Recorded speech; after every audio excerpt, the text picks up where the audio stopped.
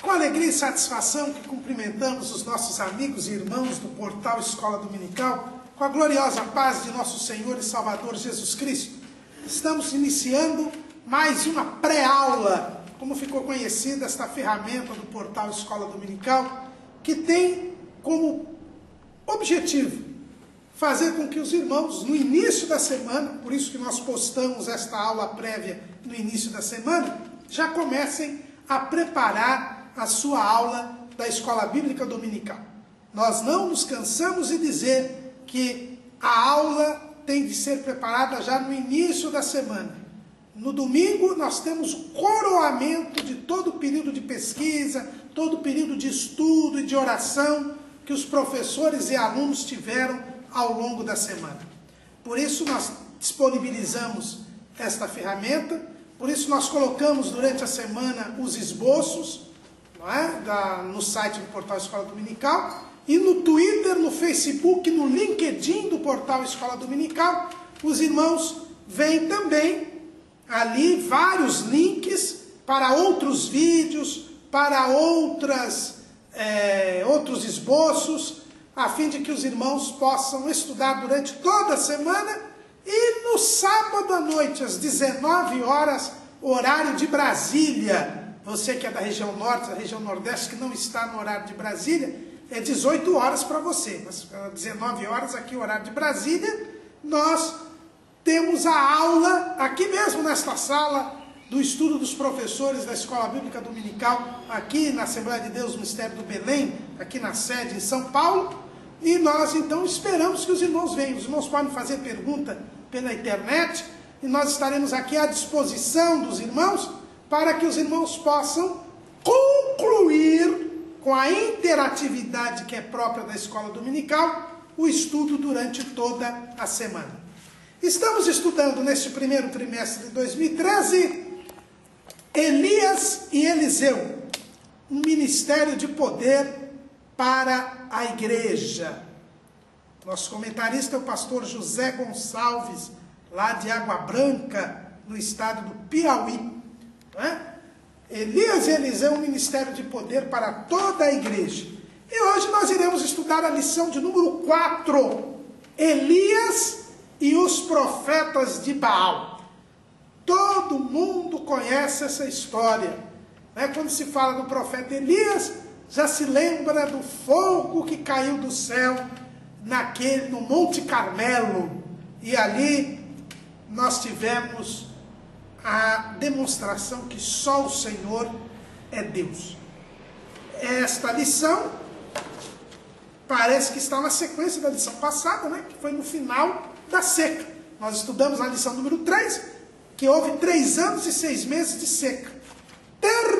Neste período, Deus guardou Elias. Elias teve experiências profundas com Deus, e no final deste período, Deus se manifesta a Elias.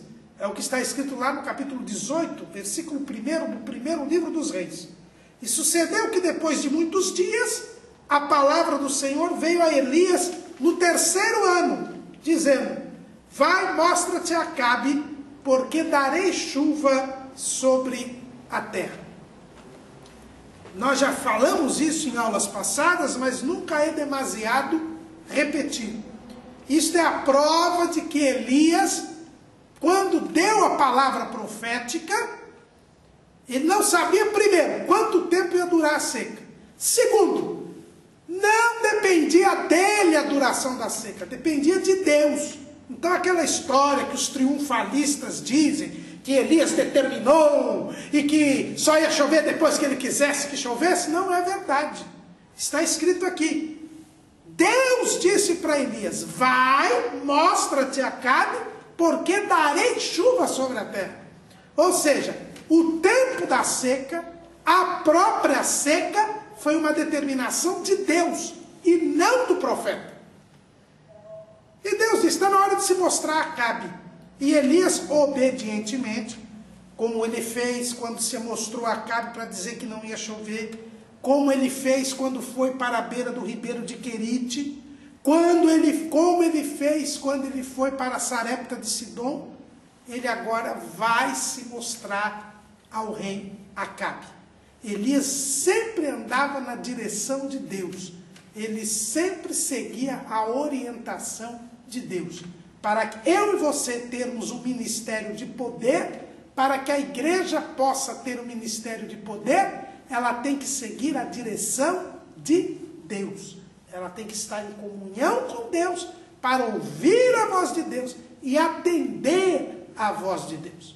É só assim que, apesar de todas as dificuldades que nós temos, nós poderemos vencer, se nós formos de acordo com a direção de Deus. É por isso que o apóstolo Paulo, escrevendo aos Romanos, no capítulo 8, ele diz o seguinte: portanto, nenhuma condenação há para os que estão em Cristo Jesus, que não andam segundo a carne, mas segundo o Espírito. Quer dizer, eu tenho que andar segundo o Espírito. E o Espírito é a parte do homem que faz ligação com Deus. Quem anda segundo o Espírito, anda segundo a vontade de Deus. Quem anda segundo a vontade de Deus, ele prevalece e nenhuma condenação há contra ele, e ele sai vitorioso, porque está andando de acordo com a vontade de Deus. E então a Bíblia diz que foi Elias mostrar-se a Acabe. E é interessante, irmãos, que quando Elias vai se apresentar a Acabe, ele vai na confiança com Deus. Ele conhecia o caráter de Acabe, sabia que Acabe era um homem ímpio. Mas Deus mandou que ele se mostrasse ao rei, ele vai se mostrar ao rei. E qual era a situação? A situação era que havia uma fome extrema em Samaria. O próprio Jesus, no Evangelho segundo escreveu Lucas, no capítulo 4, ele confirma essa situação. Capítulo 4, versículo 25, a parte final do versículo, Jesus dizendo: de sorte que em toda a terra houve grande fome. Então a Bíblia diz que a fome era extrema, a fome era muito grande, e Elias iria enfrentar esta situação. Ele sabia, certamente, que diante desta estiagem, ele ia encontrar um país assolado, um país devastado. Não nos esqueçamos, e nós vamos estudar isso mais a miúde na lição 6, mas não nos esqueçamos que Elias vinha do estrangeiro, ele estava no estrangeiro, ele estava em Sarepta de Sidom, que também estava sofrendo com aquela seca terrível que estava acontecendo. Mas o fato é que Elias vem sabendo da situação adversa que ele iria encontrar ao se encontrar com o rei Acabe. E a situação era pior do que ele imaginava. Porque, como nós vimos na lição anterior, ele tinha sido procurado em todos os reinos da terra. Jezabel queria destruir os profetas do Senhor por causa daquela seca. Havia uma grande perseguição contra os servos de Deus. Então, além da situação adversa do ponto de vista econômico e social, havia uma situação adversa do ponto de vista religioso e político. Elias era o homem mais procurado da época. Se fosse nos dias de hoje, estava lá a lista da Interpol, né? Ia ser preso, né? Era para ser preso. Era o homem mais procurado daquele tempo, e havia uma perseguição para matar os servos do Senhor. Havia uma ordem para destruir os profetas do Senhor, e Elias era o principal profeta. Ele estava mais ou menos como Bin Laden ficou aí durante 10 anos antes de ser morto. O homem mais procurado do planeta. Mas essa é a situação. Apesar disso tudo, Elias foi se encontrar com Acabe. Agora, por que Deus esperou esses 3 anos e meio para Elias se apresentar diante de Acabe? Porque Elias precisava experimentar Deus durante esses 3 anos e meio.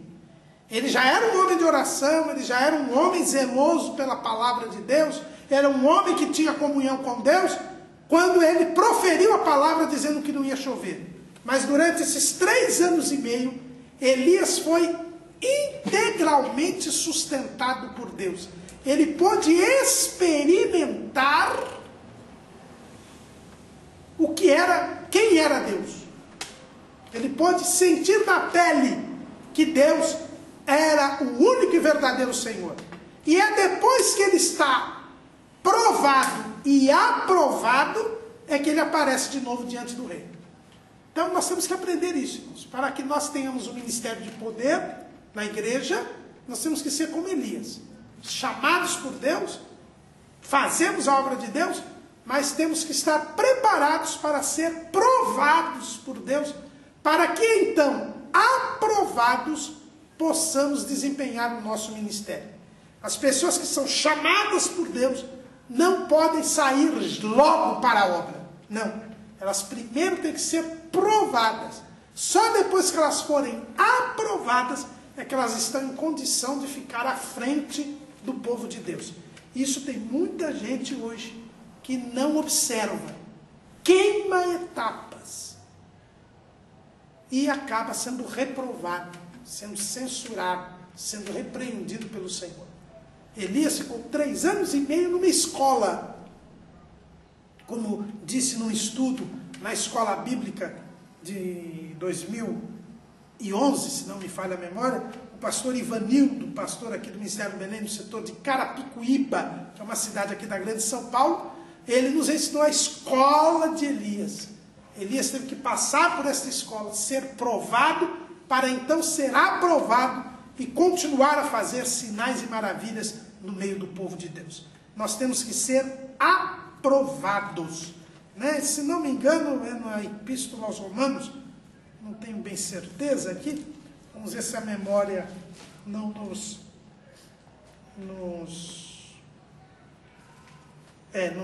traiu. Lá em Romanos, capítulo 16, versículo 10, Paulo diz assim: saudai a Apeles, aprovado em Cristo. Então, Apeles aqui é um servo de Deus, que só é mencionado nesse versículo na Bíblia, mas a única coisa que nós sabemos a respeito dele é que ele foi aprovado em Cristo. Ou seja, ele passou por provações, passou por dificuldades, mas nessas dificuldades, nessas provações, ele experimentou Deus, ele teve uma experiência de Deus. E isso lhe trouxe condições para poder servir a Deus melhor, para poder servir a Deus a contento. O próprio apóstolo Paulo, escrevendo lá em Romanos, no capítulo 12, ele diz assim: rogo-vos, pois, irmãos, pela compaixão de Deus, que apresenteis os vossos corpos em sacrifício vivo, santo e agradável a Deus, que é o vosso culto racional. E não vos conformeis com este mundo, mas transformai-vos pela renovação do vosso entendimento, para que experimenteis qual seja a boa, agradável e perfeita vontade do Deus. Porque pela graça que me é dada, digo a cada um dentre vós, que não saiba mais do que convém saber, mas saiba com temperança, conforme a medida da fé que Deus repartiu a qualquer um. O verdadeiro servo de Deus, ele não só adora a Deus como adorava Elias antes do início do seu ministério público. Ele não só cultua a Deus, ele não só fica inconformado com o pecado, como é o caso de Elias, que por ver a situação de apostasia, começou a orar e pedir a Deus para que não chovesse, e Deus acolheu o pedido dele e mandou que ele proferisse a palavra profética. Mas é preciso também que nós nos transformemos pela renovação do nosso entendimento. E essa transformação só se dá mediante uma experiência pessoal com Deus, mediante esta provação que Deus nos faz e que contribui, coopera para o nosso bem, porque nos faz crescer espiritualmente. Só depois de provado e aprovado é que Elias volta para se encontrar com o rei Acabe. Nesse capítulo 18 de 1 Reis, nós vemos o encontro de Acabe com Elias. Mas na verdade nós temos 3 personagens aí. Acabe, Obadias, que era o mordomo dele, mordomo que nós já falamos, que foi aquele que escondeu os profetas do Senhor, que a Bíblia diz que temia a Deus, e o profeta Elias, que era o homem de Deus. Então nós temos aqui 3 personagens. Acabe, que é um homem ímpio, o pior rei que Israel tinha tido até aquele momento. Elias, que era o profeta de Deus, e Obadias, que era um homem que temia muito ao Senhor, como está escrito aqui em 1 Reis 18:3. É importante isso, por quê? Porque nós vemos aqui, na descrição de Acabe, de Elias e de Obadias, a diferença entre quem serve a Deus e quem não serve a Deus. Isso é importante, porque esse desafio só podia ser feito por um homem que temia a Deus, por um homem que era um servo verdadeiro de Deus. Obadias, a Bíblia diz que ele temia muito ao Senhor. Quais são as provas que mostram que Obadias temia a Deus?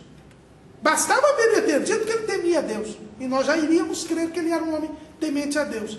Mas existem algumas coisas que Obadias faz aqui nesse capítulo 18, que nos mostra o que é temer a Deus. Vamos ver rapidamente isso. Em primeiro lugar, a Bíblia diz que Acabe chama Obadias para buscar erva para os seus cavalos e mulas. É o que está escrito aqui no capítulo 18, versículo 5. E dissera Acabe a Obadias: vai pela terra a todas as fontes de água e a todos os rios. Pode ser que achemos ervas para que em vida conservemos os cavalos e mulas e não estejamos privados dos animais. Isso mostra uma diferença entre quem serve a Deus e quem não serve a Deus. Acabe, a Bíblia diz que a fome era grande em Samaria. O seu povo estava passando fome. O povo de Israel, e ele era o rei de Israel, estava passando fome. Mas Acabe estava preocupado com seus cavalos e mulas. Porque quem não teme a Deus, irmãos, se preocupa mais com as coisas do que com as pessoas. Obadias não, Obadias se preocupou. Quando Jezabel deu ordem para destruir os profetas do Senhor, Obadias se preocupou em esconder os 100 profetas do Senhor e alimentá-los com pão e água. Obadias se preocupava com as pessoas, enquanto que Acabe se preocupava com as coisas. Nós nos preocupamos com as pessoas ou nos preocupamos com as coisas? Pastor Severino Pedro da Silva, conhecido de todos nós, membro da Academia Brasileira Evangélica de Letras, pastor aqui no Ministério do Belém do setor 11, que é em São Mateus, um bairro aqui da zona leste de São Paulo. Ele nos deu um estudo quando ele era co-pastor aqui, que eu nunca me esqueci. Você é preocupado com as coisas ou com as pessoas? E ele falou de uma igreja que ele dirigia, no Rio Grande do Norte, onde se compraram um vaso muito bonito, muito caro, para uma festividade. E deixaram o vaso bem na frente do púlpito. Passou uma criancinha e, aquela criança levada, né, correndo, esbarrou no vaso. E quando viu o vaso bambolear, ela ficou parada. E aí o pastor Severino disse que ele percebeu que a igreja toda, e daí que ele deu a inspiração de Deus para ele fazer esse estudo, parte da igreja ficou preocupada com a criança, porque se o vaso caísse, podia até matar a criança, mas parte da igreja ficou preocupada com o vaso era caro, tinha custado muito dinheiro. Quais são os nossos valores, irmãos? Obadias se preocupava com as pessoas e não com as coisas. Acabe se preocupava com as coisas e não com as pessoas. Mas vamos adiante. Quando Obadias soube que Jezabel deu ordem para matar os profetas do Senhor, ele foi esconder os profetas do Senhor, mesmo correndo risco de vida. Ou seja, Obadias se preocupava com as coisas de Deus, com os servos de Deus, com a obra de Deus. Esses profetas do Senhor eram das escolas dos profetas. Ou seja, ele estava se preocupado com a continuidade da pregação da palavra de Deus. Apesar do povo estar servindo a Baal, apesar da situação de desvio espiritual, Obadias era zeloso com a obra de Deus, com as coisas de Deus, se preocupava com as coisas de Deus. E sendo mordomo do rei Acabe, ele tinha muitos motivos para dizer: não, eu não posso fazer nada, eu estou aqui, eu estou no palácio, se eu for esconder os profetas e se descobrirem, eu estou morto. Não, ele buscava primeiro o reino de Deus e a sua justiça. ele sustentou esses profetas, inclusive com pão e água. Certamente, em prejuízo dos seus próprios recursos, porque num período de seca, a carestia aumenta, há falta de comida, de bebida. Embora ele fosse mordomo do rei, ele sofreria isso. Mas ele não pensou nisso, não pensou nem em si mesmo, mas ele pensou em preservar os homens de Deus. Acabe não, Acabe permitiu que Jezabel fosse matar os profetas do Senhor. Então é uma diferença. Quem serve a Deus se preocupa com a obra de Deus, se preocupa com a continuidade da obra de Deus, contribui para o sustento da obra de Deus. Quem não serve a Deus, pouco se importa com a obra de Deus. Ao contrário, fica do lado daqueles que querem destruir, que querem matar os servos verdadeiros e autênticos de Deus. Quando Eli... E outra coisa interessante é que Acabe vai para um lado, Obadias vai para um outro, para procurar rios, fontes de água ou erva. Para onde vai o servo de Deus? O ímpio não vai. Quem serve a Deus não anda no mesmo caminho de Deus. É interessante que Deus manda a Elias se apresentar a Acabe.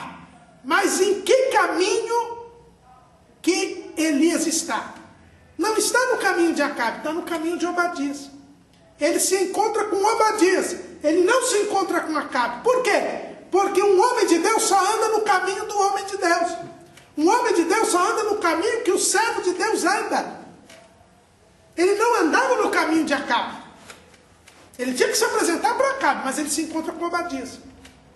Que caminhos nós temos andado, irmãos?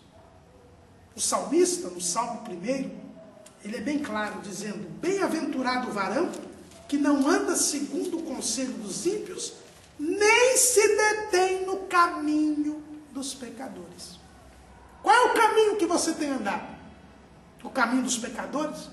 Quais são as companhias que você tem? Más companhias? Você é um Acabe ou você é um Obadias? Quem você encontra nos lugares que você frequenta? Homens e mulheres de Deus? Ou falsos crentes? Ou pessoas ímpias? Quando Obadias se encontra com Elias, ele se prostra o seu rosto em terra e diz: és tu, meu senhor Elias? Ele respeita, ele honra o homem de Deus. Quando Acabe se encontra com Elias, não deixa nem o Elias falar, ele já vai falando. Quando ele vê, está lá no versículo 17: e sucedeu que, vendo Acabe a Elias, disse-lhe Acabe: és tu o perturbador de Israel? Enquanto Obadias honra o homem de Deus, reconhece que Elias é um verdadeiro profeta, e tinha que reconhecer, por quê? Porque depois de 3 anos e meio sem chover, ficou provado que Elias era um profeta de Deus. O livro de Deuteronômio diz: quando eu sei que um profeta é de Deus ou não? Quando o que ele diz acontece. E tinha acontecido o que Elias tinha dito, que não iria chover mais sobre a terra. Obadias respeita, honra o profeta Elias, mas Acabe acusa, calunia, desrespeita o profeta. Como é que nós temos nos comportado? Nós temos respeitado os homens de Deus?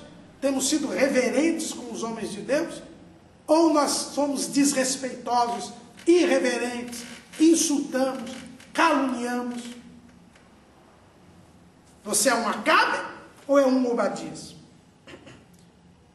Outra coisa que nós vemos muito bonita da parte de Obadias é que Obadias, no seu diálogo com Elias, ele diz assim: olha, o senhor está mandando eu ir buscar o rei, mas se eu buscar o rei, o que vai acontecer? Vai acontecer que eu vou voltar aqui e o senhor não vai estar aqui, provavelmente, não sei para onde o Espírito de Deus vai te mandar, e você então desaparece e eu vou ser tido por mentiroso.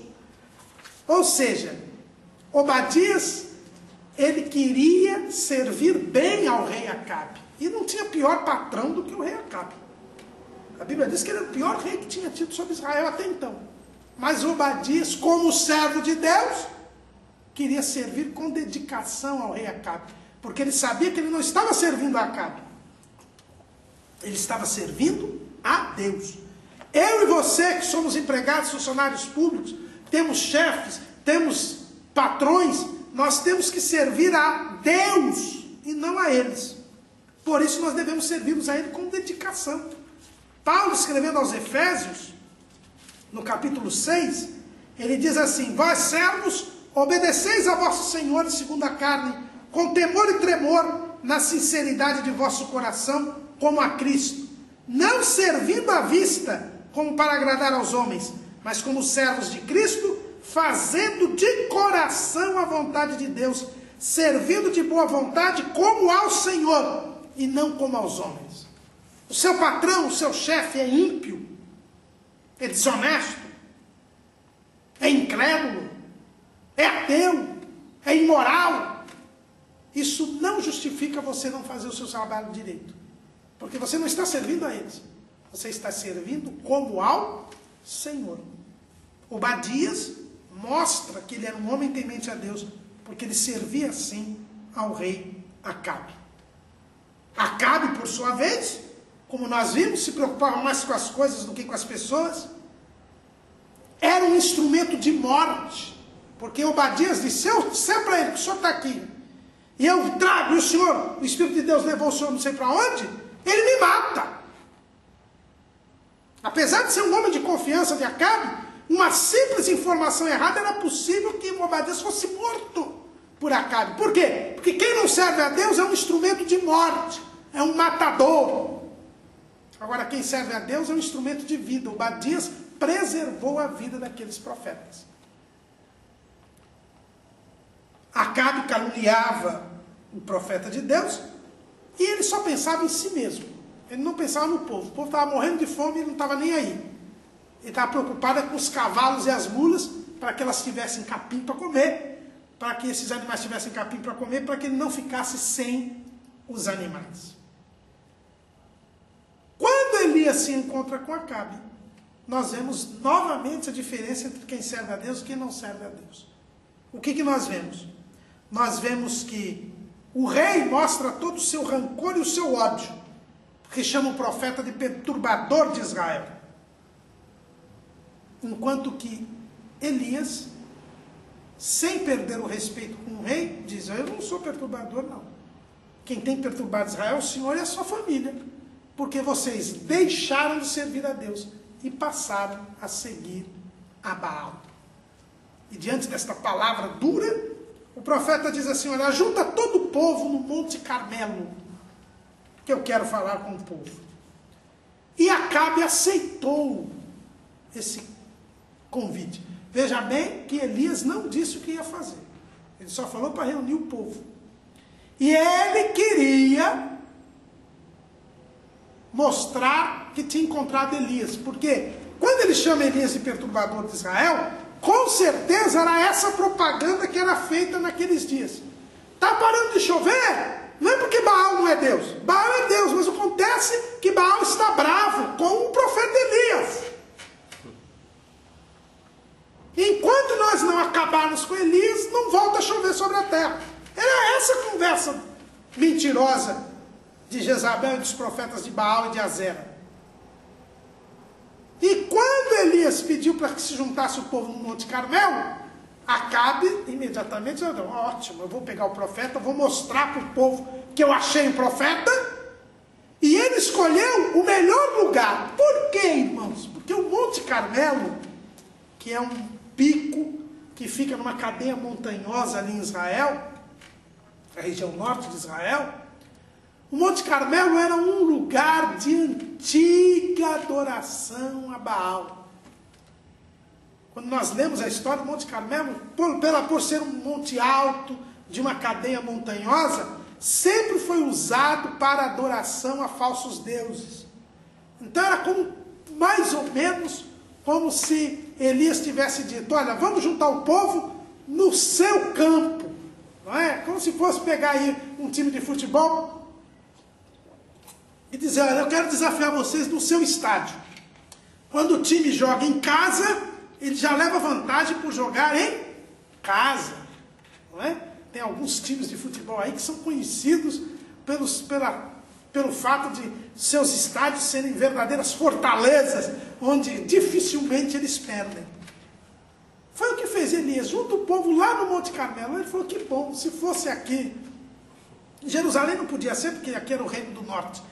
Mas se fosse, sei lá, em Betel, onde tem um bezerro de ouro, onde se serve a Deus, eu ficaria preocupado, porque foi em Betel que Deus apareceu para Jacó. Mas no Monte Carmelo, é ali o nosso campo. E Acabe enviou todos os filhos de Israel e ajuntou todos os profetas no Monte Carmelo. E tinha profeta. Eram 850. 450 de Baal e 400 de Azera. Os irmãos lembram de aulas passadas que Azera ou Azerá, tem tradução que põe Azera, tem tradução que põe Azerá, era a deusa mãe, era a mãe de Baal, com quem Baal mantinha relação sexual, depois que tinha sido ressuscitado pela sua própria mãe e pelo Deus da chuva, pelo Deus Sol, e aí renascia a natureza. Era assim que se cria, né? Então, por isso que tinha profeta de Baal e o profeta da mãe do Baal, que é os profetas de Azerá. E aí, então, o povo se juntou todo lá no Monte Carmelo. E quando o povo chegou e juntou no Monte Carmelo, aí Elias diz, por que aquele ajuntamento? Ele afirma, até quando cocheareis entre dois pensamentos? Se o Senhor é Deus, seguiu, e se Baal, seguiu. E a Bíblia diz que o povo não lhe respondeu nada. Está lá no versículo 21, do capítulo 18 de 1 Reis.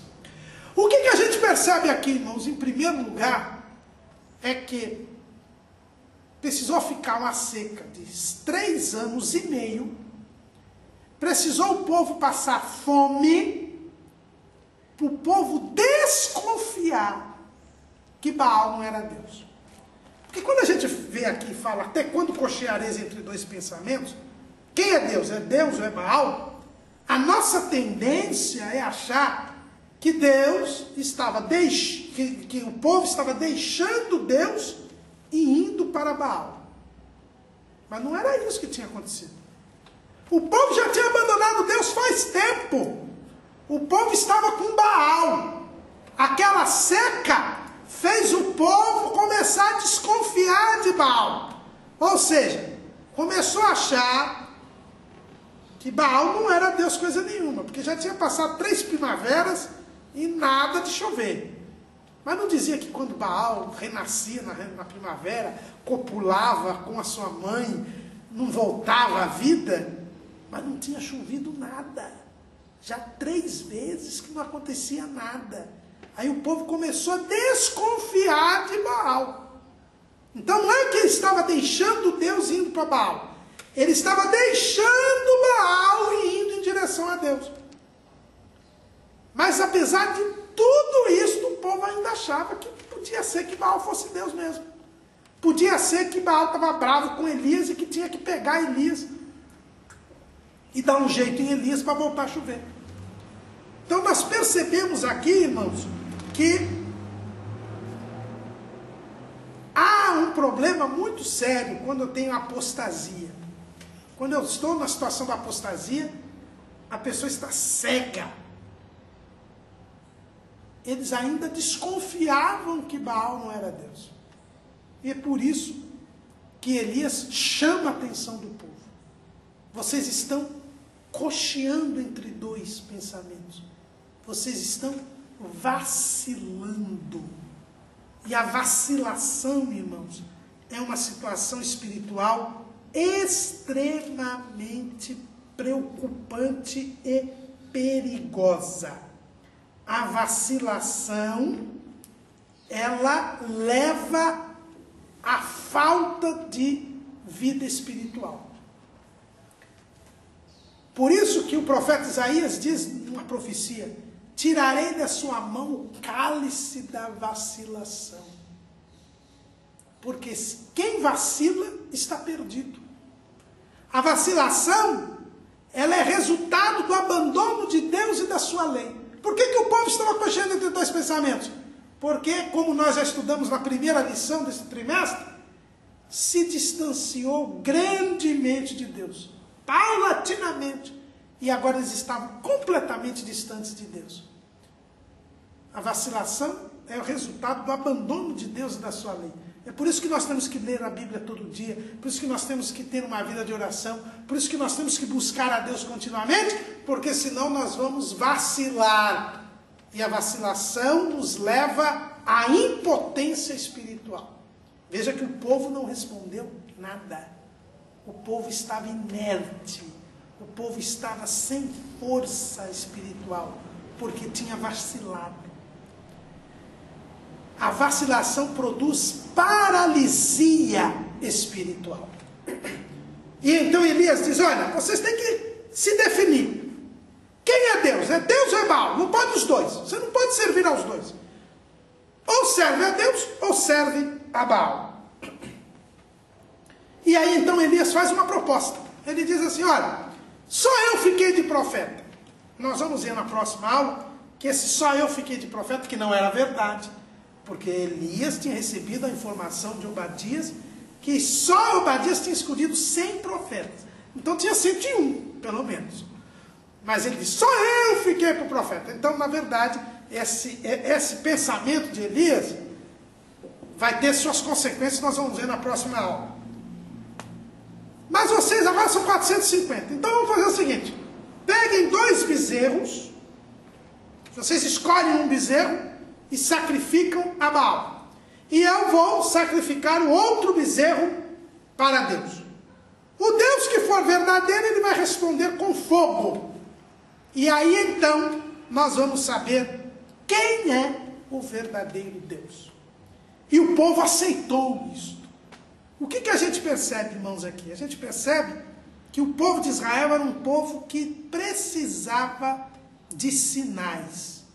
Ele tinha que se levar por sinais. Paulo, escrevendo aos 1 Coríntios, capítulo 1, versículo 22, ele diz o seguinte, porque os judeus pedem sinal, e os gregos buscam sabedoria.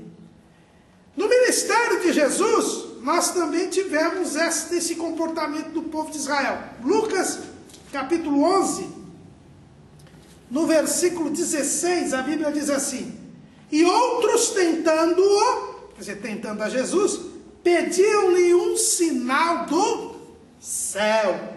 E no versículo 29, Jesus diz assim, e ajuntando-se a multidão começou a dizer, maligna é esta geração, ela pede um sinal, e não lhe será dado outro sinal, senão o sinal do profeta Jonas. Então nós vemos que é da índole do judeu, do israelita, pedir um sinal. Não é bom, irmãos, que nós tenhamos uma vida espiritual firmada em sinais. Até porque Deus já tinha dado um sinal. Aqueles 3 anos e meio de seca era um tremendo sinal que Deus estava mostrando que era Ele o verdadeiro Deus e que Baal não existia. Mas mesmo assim o povo quis um sinal. E Elias então propôs o sinal. Olha, nós vamos fazer isto. O Deus que for Deus verdadeiro vai trazer desse fogo do céu. Deus mostrou que Ele era Deus. Mas esta necessidade de sinal não é sinal de saúde espiritual. É um sintoma de doença espiritual. E nós temos que tomar cuidado. Nós não podemos nos deixar levar por sinais. Sabe por quê? Porque lá na grande tribulação, o falso profeta vai pegar esse texto aqui e ele vai dizer, eu vou provar que o anticristo é Deus. E ele vai fazer descer fogo do céu. E o povo vai crer que o anticristo é Deus por causa desse sinal. Mas o sinal é falso. O sinal não garante que a operação é de Deus. Deus faz sinais? Faz sinais. Mas os sinais confirmam a palavra dele. E esses sinais seguirão aos que creem. O que nos salva é a fé em Jesus. O sinal só confirma a nossa fé. O sinal sozinho, ele pode enganar. Porque pode haver sinais que não são de Deus. É o que Jesus deixou bem claro lá no Evangelho segundo escreveu Mateus, no capítulo 24 e no versículo 24. Porque surgirão falsos cristos e falsos profetas, e farão tão grandes sinais e prodígios, que, se possível fora, enganariam até os escolhidos. Jesus mostra claramente que nos dias da apostasia, nos dias imediatamente anteriores ao arrebatamento da igreja, e depois do arrebatamento da igreja, haverá vários sinais e prodígios, mas sinais e prodígios de mentira. Paulo diz lá em 2 Tessalonicenses, no capítulo 2, ele fala assim, e em versículo 8, e então será revelado o iníquo, a quem o Senhor desfará pelo assopro da sua boca, e aniquilará pelo esplendor da sua vinda. A esse cuja vinda é segundo a eficácia de Satanás, com todo poder e sinais e prodígios de mentira. Então existem sinais mentirosos, existem prodígios mentirosos. E se nós nos guiarmos pelos sinais, nós seremos enganados. Esse sinal aqui foi um sinal de Deus. Mas o fato do povo precisar de sinais era uma demonstração da sua enfermidade espiritual. Todo crente que precisa de sinais para crer é alguém que precisa melhorar seu relacionamento com Deus. É alguém que tem enfermidade espiritual. É alguém que está na vacilação, na paralisia espiritual. Mas Deus, pelo seu infinito amor e bondade para com Israel, sabendo da situação de Israel, manda que Elias faça este desafio. Outra coisa interessante que a gente percebe aqui, irmãos, é que Elias mandou trazer 2 bezerros. Por quê? Porque o bezerro que fosse oferecido a Baal não servia para ser oferecido a Deus. Eu não posso adorar a Deus com aquilo que é oferecido a outro Deus. Com aquilo que foi oferecido ao diabo.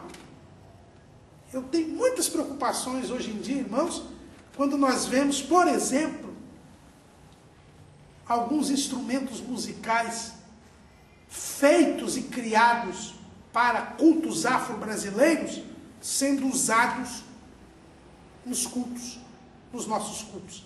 Como, por exemplo, o atabaque.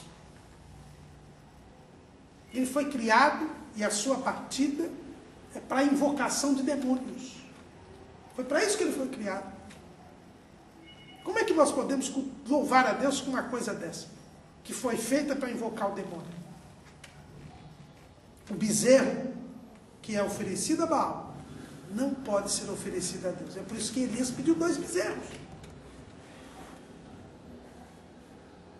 E ele ainda disse, olha, vocês são muitos, eu sou um só. Então, se ofereçam vocês primeiro. Vocês estão em maioria. Ofereçam a Deus, a Baal. Pode preparar o seu bezerro, invocar a Baal. Eu não tenho pressa. Irmãos, quem serve a Deus, quem está no tempo de Deus, não tem pressa, não é precipitado. Não se apressa. Nós já vimos na aula passada, essa história de que Deus é já, é má tradução. Só isso. E aí os profetas de Baal começaram a invocar. Invocaram durante 6 horas. Desde a manhã, 6 horas da manhã. Normalmente, que é o horário de sacrifício da manhã. Até o meio-dia. Foram 6 horas. Isso mostra, em primeiro lugar, que o culto a Deus não depende de tempo. Tem muita gente que gosta de estender o culto. não tem hora para acabar, eu estou na presença de Deus, cansa o povo, faz aqueles cultos longos, achando que isso agrada a Deus. Tempo longo não traz a presença de Deus. O exemplo é esse aqui. Foi 6 horas. Elias, nós vamos ver que, aliás, foi mais de 6 horas. Para falar a verdade aqui, depois de 6 horas é que Elias fez aquela zombaria. Eles ficaram até as 3 horas da tarde, nós vamos ver. Então foram 9 horas de invocação a Baal, onde não se teve a presença de Deus, porque Baal não era Deus, Baal não existia. Foram 9 horas de vazio espiritual. E eles clamaram a Baal e diziam: ah, Baal, responde-nos. Porém não havia voz, nem quem respondesse. Baal não existia. Baal era um nada, era um ídolo. O ídolo nada é. E por isso eles invocavam e não havia resposta. Agora, uma coisa que eu achei muito interessante aqui, é que como não tinha resposta, olha o que eles fizeram. Eu cheguei à conclusão, irmãos, que apareceu o reteté, ou repleplé, aqui. Porque olha o que está escrito no versículo 26 do capítulo 18. Porém não havia voz, nem quem respondesse.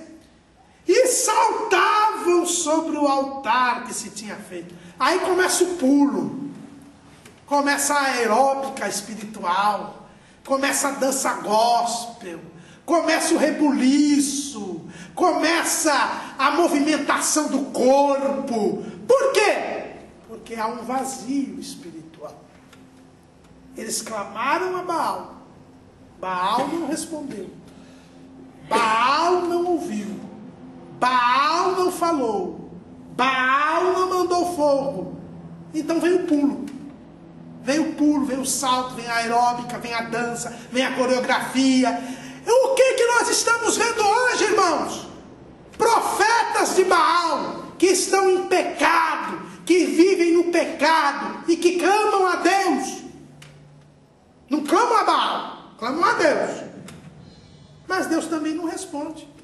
Por quê? Isaías 59, 2.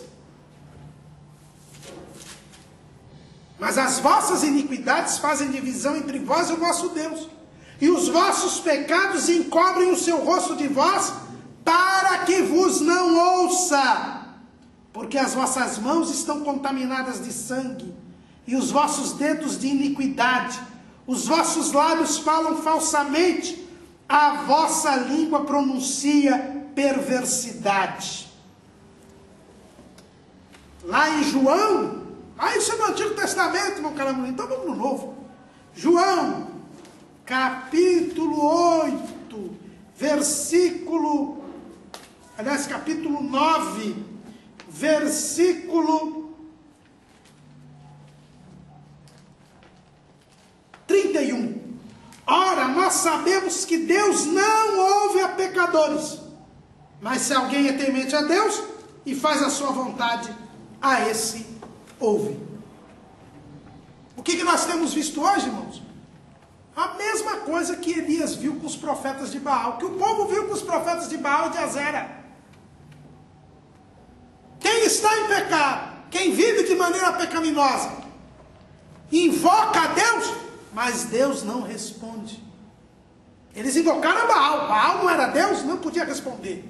Salmo 115 deixa bem claro que quando se clama aos ídolos, não é? O que diz o Salmo 115? Os ídolos deles são prata e ouro, obra das mãos dos homens. Tem boca, mas não falam. Tem olhos, mas não veem. Tem ouvidos, mas não ouvem. Nariz tem, mas não cheiram. Tem mãos, mas não apalpam. Tem pés, mas não andam. Nem som algum sai da sua garganta. Tornem-se semelhantes a eles os que os fazem e todos os que neles confiam. Salmo 115, versículos 4 a 8. E hoje nós temos muitos profetas de Baal, estão no pecado, misturados com o mundo, cocheando entre dois pensamentos. clamam a Deus, mas Deus não ouve a pecadores. Deus não responde a pecadores. Os pecados fazem divisão entre nós e Deus, e nós não somos ouvidos por Deus. E qual é o resultado desse vazio espiritual? É pulo. É pulo. Eles fazem do mesmo jeito. Pulam, dançam, saltam. Não tem presença de Deus. Então precisa preencher esse vazio. E preenchem com essas coisas que nós temos visto hoje. Com repapé, com reteté. Irmãos, você é Elias ou é profeta de Baal? E olha, o povo de Israel estava paralisado espiritualmente. Mas os profetas ficaram pulando sozinhos. O povo não pulou com eles, não. O povo queria saber quem ia mandar fogo do céu. Não se deixou levar pelo pulo. Tem crente que está pior do que o povo de Israel. O povo de Israel não sabia quem servir, mas não entrou na pulação, no salto. E tem muito crente que está chorando, fica chorando por causa do pulo, por causa do espetáculo, em vez de esperar cair o fogo do céu. Mas vamos continuar. Como ninguém estava pulando muito, deu meio-dia, o Elias começou a zombar deles. E disse assim: clamar em altas vozes, ele é um Deus, pode ser que esteja falando, ou que tenha alguma coisa que fazer, ou que intente alguma viagem. Porventura dorme e despertará. Irmãos, tem muitos crentes que gostam muito de zombar das pessoas. Desrespeitam as pessoas, são irreverentes, fazem parvoíces ou chocarrices que Paulo condena lá numa das suas epístolas. Gosta de fazer piadinha, desculpa a expressão aqui, mas gosta de tirar sarro dos irmãos. E quando alguém vai repreendê-los, porque diz que a Bíblia diz que isso não é comportamento de crente, nós não podemos ter chocarrice. Isso é chocarrice, essas brincadeiras de mau gosto, essas piadinhas de mau gosto, não é? Isso são chocarrices. Eu não estou achando aqui. Ah, está aqui. Capítulo 5 de Efésios, versículo 4. Nem torpezas, nem parvoíces, nem chocarrices que não convém, mas antes ações de graça. Quando a gente vai repreender um irmão que gosta de fazer muita gracinha, ele diz: não, mas Elias zombava dos profetas de Baal. Eu estou igual o profeta Elias. Ele zombava dos profetas. Irmãos, essa zombaria de Elias aqui não é desrespeito para com os profetas de Baal. Não que eles merecessem respeito, não é isso que estou dizendo. Mas por que Elias zombou? Tinha uma finalidade didática. Olha o que diz Elias: clamar em altas vozes, porque ele é um Deus. Pode ser que esteja falando, ou que tenha alguma coisa que fazer, ou intente alguma viagem. Porventura dorme e despertará. O que Elias está querendo dizer? Quando ele fala isso, ele não está falando para os profetas, ele está falando com o povo. Quando ele disse isso, nenhum profeta levantou. Tinha 450 de Baal e 400 de Azera. Nenhum deles levantou e disse: nosso Deus Baal não dorme, nosso Deus Baal não viaja. Não, por quê? Porque segundo eles Baal morria, inclusive, no inverno. Baal podia viajar, Baal podia estar ocupado falando com alguém. Por quê? Porque o Deus Baal, como todas as divindades dos gentios, são semelhantes ao homem, são feitas à imagem do homem. Os deuses gregos, os deuses fenícios, os deuses babilônicos, eles foram construídos segundo a imaginação humana, então eles são iguais aos homens. Eles tinham ira, se vingavam, mentiam, adulteravam, porque são deuses feitos conforme os homens. São deuses fruto da imaginação humana. E o que Elias, nessa zombaria, queria mostrar para o povo de Israel, é que não se pode crer num Deus que está ocupado, que dorme, num Deus que tem as mesmas paixões humanas. Não existe. O único e verdadeiro Deus é um ser supremo, um ser que está em todos os lugares ao mesmo tempo, que tem todo o poder, um ser que conhece todas as pessoas, sabe todas as coisas. O que Elias fez nesta zombaria não foi gozar de alguém, não. O que Elias foi mostrar para o povo a diferença que existe entre o único e verdadeiro Deus e o fruto das imaginações humanas. Deus, por ser Deus, não dorme. Tem crente por aí falando dos sonhos de Deus, que não existe, porque Deus não dorme, então ele não sonha. Deus não dorme. Deus não tem como viajar, porque Ele está presente em todos os lugares. Era isso que Elias estava mostrando para o povo.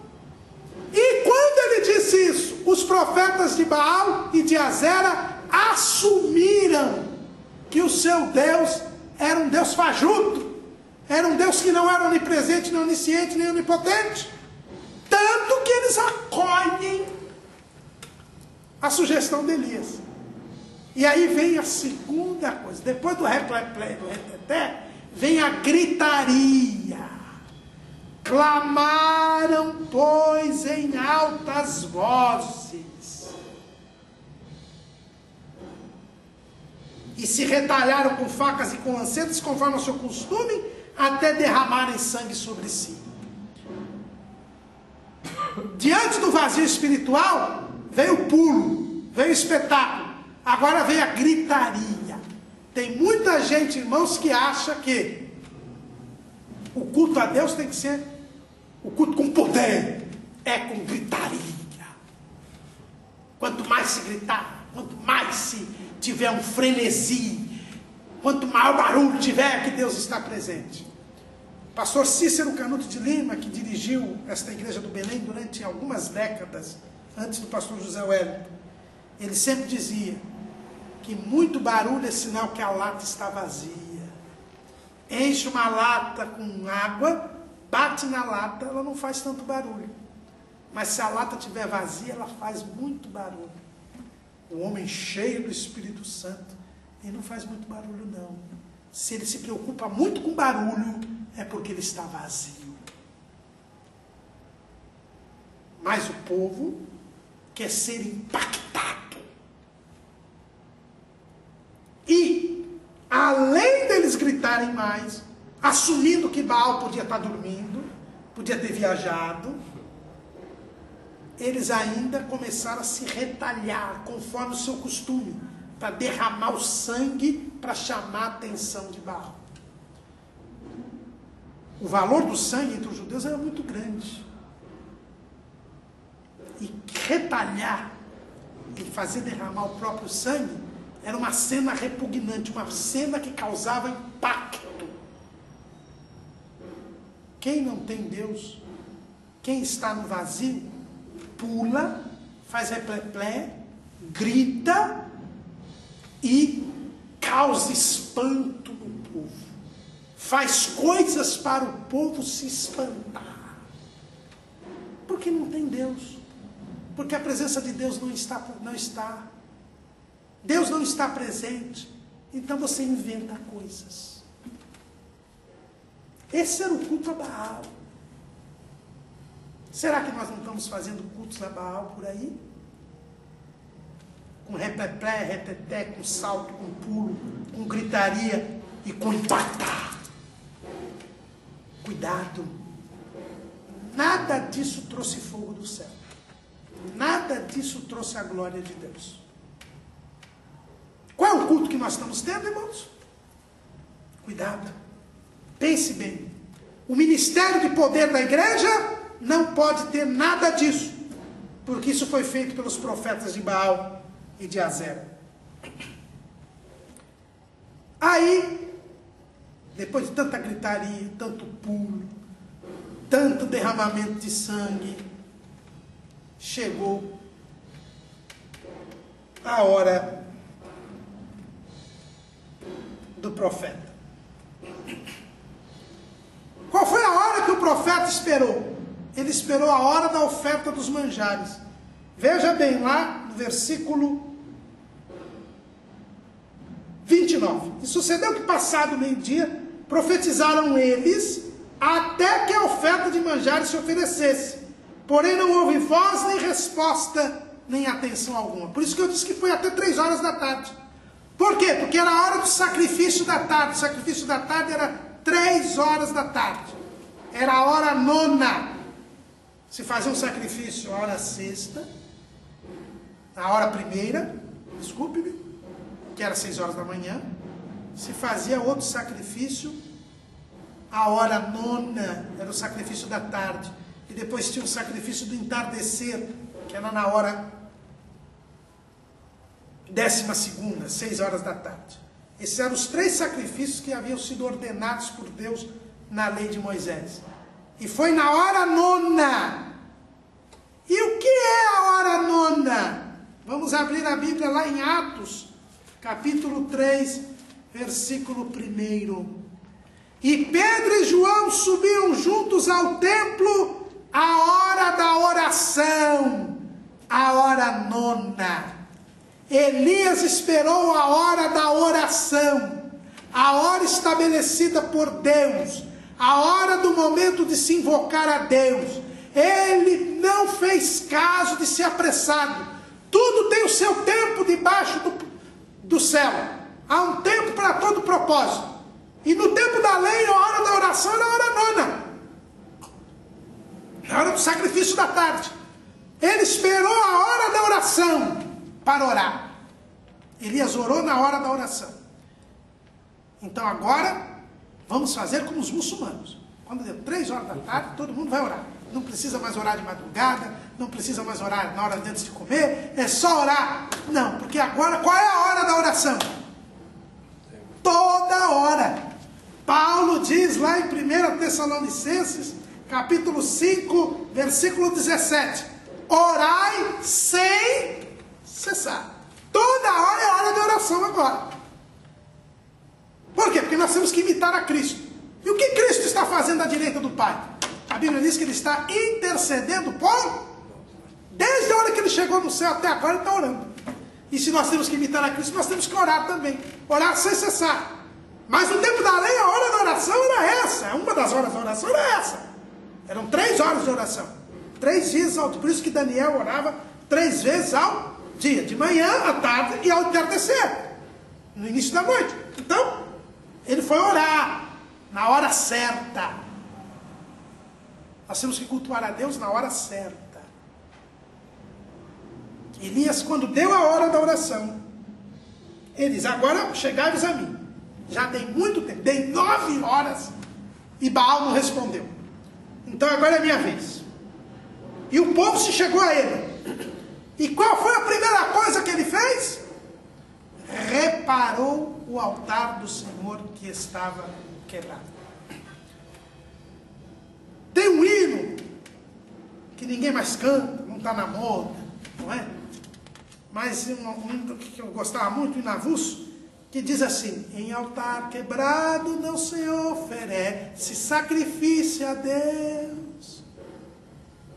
Não pode Deus se manifestar em altar quebrado, em altar desarrumado. Elias, a primeira coisa que ele fez foi reparar o altar. Nós temos que cultuar a Deus de forma ordenada. Deus não é Deus de confusão. Ele é um Deus de ordem. Por isso que esses replepés, reteté, essas loucuras que andam inventando por aí, Deus não se faz presente. Ah, mas onde é o Espírito de Deus há liberdade. Há liberdade, não há bagunça. Liberdade não se confunde com bagunça. Liberdade não se confunde com anarquia. O nosso Deus é um Deus de ordem e de decência. Não precisamos ter um ritual engessado que abafe o Espírito de Deus. Não. Mas é preciso ter uma certa ordem. E a Bíblia diz que Elias chamou o povo, reparou o altar. Irmão, se eu e você queremos ser usados por Deus, queremos ter a presença de Deus, precisamos, em primeiro lugar, reparar o altar da nossa vida. Precisamos estar com a nossa vida em ordem para que Deus possa operar. Porque Deus não se manifesta a sua glória onde há bagunça, onde há desordem, onde há mistura com o pecado. Elias reparou o altar. Tomou 12 pedras que representavam as tribos de Israel. Por quê? Porque ele queria que o povo lembrasse que ele era o povo de Deus. Eu só posso ver a manifestação da glória de Deus se eu tiver a identidade de povo de Deus. Se eu assumir a minha identidade de povo de Deus. Ou seja, o povo de Deus desta dispensação é a igreja. E quais são as características da igreja? Qual é a característica da igreja? Efésios capítulo 5, versículo 27. Para apresentar a si mesmo igreja gloriosa, sem mácula, nem ruga, nem coisa semelhante, mas santa e irrepreensível. Enquanto eu não assumir a identidade de povo de Deus, a glória de Deus não se manifesta. Eu tenho que estar separado do pecado, sem mácula, nem ruga, santa e irrepreensível. Senão Deus não manifesta a sua glória. Depois o que fez Elias? Armou a lenha, dividiu o bezerro em pedaços, que era outro bezerro, e pôs sobre a lenha. Ou seja, ele cumpriu o cerimonial da lei. Alguém pode dizer, mas ele estava infringindo a lei, porque ele não é sacerdote e ele não podia oferecer o sacrifício. Ele estava arrumando o sacrifício, ele não estava oferecendo o sacrifício. Tanto que ele não queimou o sacrifício. Ele não queimou. Ele só deixou o animal ali. Por quê? Porque quando o povo de Israel ia ao templo, era o povo que levava o animal, que matava o animal, que colocava o animal. Depois vinha o sacerdote, preparava o animal e queimava o animal. Então ele não infringiu a lei. Ele não era sacerdote. Mas ele deixou o animal em pedaços, tudo conforme o mandamento. Ou seja, eu tenho que adorar a Deus, eu tenho que cultuar a Deus conforme o mandamento de Deus. Não é do meu jeito. Não, eu vou cultuar a Deus do meu jeito. Não. Eu tenho que cultuar a Deus conforme a palavra de Deus. Existe, irmão, uma liturgia. O evangelho é simples. A liturgia do tempo da graça é muito mais informal do que no tempo da lei. Mas existe uma liturgia. Paulo, ele diz o quê? Vamos lá em 1 Coríntios, no capítulo 14, versículo 26, Paulo diz assim: que fareis, pois, irmãos, quando vos ajuntais, cada um de vós tem salmo, tem doutrina, tem revelação, tem língua, tem interpretação. Faça-se tudo para edificação. E no versículo 33 ele diz: porque Deus não é Deus de confusão, senão de paz, como em todas as igrejas dos santos. Então, o que tem que ter num culto? Tem que ter doutrina, salmo, doutrina, revelação, língua e interpretação. E tudo tem que ser feito para edificação, sem confusão, em ordem. Não é? No final, no versículo 40 desse capítulo 14, Paulo diz assim: mas faça-se tudo decentemente e com ordem. Então existe uma liturgia. Elias seguiu a liturgia. Para a glória de Deus se manifestar, eu tenho que fazer tudo de forma ordenada, com ordem, com decência. Ele reparou o altar, colocou as 12 pedras, colocou o bezerro em pedaços, amou a lenha, dividiu o bezerro em pedaços. E aí então ele mandou fazer um rego em volta do altar. E mandou encher de água esse rego 3 vezes. Esse rego, irmãos, pelas medidas que nós temos aqui, existe discussão, mas é entre 14 a 28 litros. Essas duas medidas de semente, que diz aqui no versículo 32, é mais ou menos, há uma discussão entre 14 e 28 litros. Então, mais ou menos, irmãos, vamos fazer a conta menor, 14 litros de água. Ele mandou colocar um rego ali em volta do altar, de 3 vezes que ele mandou jogar água. Então dá, no mínimo, se você adotar que é 14 litros d'água, no mínimo dá 42 litros de água. É água que não acaba mais. Se for 42, se você entender que é 28, é 84 litros de água. Por que ele colocou aquele rego? Para que não houvesse dúvida nenhuma de que ele não ia pôr fogo. Que o fogo viria do céu. Elias nos ensina aqui o seguinte: nós temos para que a glória de Deus se manifeste, nós temos que fugir da aparência do mal. Temos que estar acima de qualquer suspeita. Fazer as coisas com transparência, com clareza, para que ninguém ache, quando Deus operar, que foi alguma mutreta, alguma fraude, alguma ilusão. Foi por isso que ele mandou encher 3 vezes aquele rego. E a água corria ao redor. E ele mandou ainda jogar água em cima do holocausto, em cima da lenha. Estava tudo encharcado de água. Isso é interessante, irmãos. Para que a glória de Deus se manifeste, nós temos que estar encharcados de água. O que a água representa? A água representa a palavra de Deus. A água representa a palavra de Deus. Para que a glória de Deus se manifeste, nós temos que estar encharcados de água. Tem que estar cheios da palavra, conhecer a palavra, estudar a palavra, pregar a palavra, ouvir a palavra. Mas hoje em dia o que a gente vê nos cultos por aí é palavrinha. Com um pouquinho de água, a glória de Deus não se manifesta. É preciso ter encharcado da água. E quando estava tudo encharcado de água, Elias orou. Ele pulou em cima do altar? Eu não acho aqui na minha Bíblia. Não Silvio, que é o nosso câmera aqui, que está aqui. Na sua Bíblia está escrito aí que ele pulou? Pulou. Não. Ele gritou? Também não. Também não gritou. Ele se cortou todo para derramar sangue? Não. Ele simplesmente orou. Ó Senhor, Deus de Abraão, de Isaac e de Israel, manifestes hoje que tu és Deus em Israel, e que eu sou teu servo, e que conforme a tua palavra fiz todas estas coisas. Responde-me, Senhor, responde-me, para que este povo conheça que tu, Senhor, és Deus, que tu fizeste tornar o seu coração para trás. Oração curta. Eu demorei aqui, 30 segundos para ler.